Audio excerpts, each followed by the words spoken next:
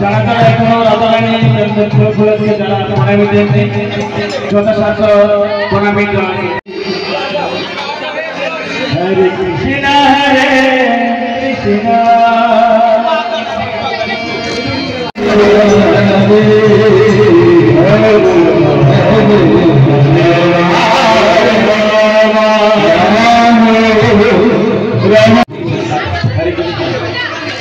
Hare Krishna Krishna Krishna Krishna Hare Hare Hare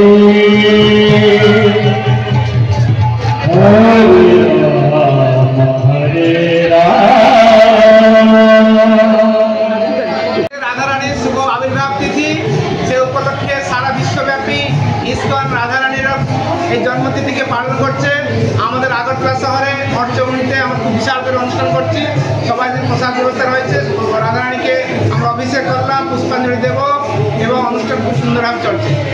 আজকে এই উৎসব উপলক্ষে আমরা রাধারানীকে প্রার্থনা করছি ত্রিপুরার জন্য যেন সবাই শান্তি সহায়তা বাজে থাকে এবং ত্রিপুরা লোকে আরও ভক্তিভাবে উন্নতি করে, সেটা আমরা রাধারানীকে প্রার্থনা করছি। হরে কৃষ্ণ।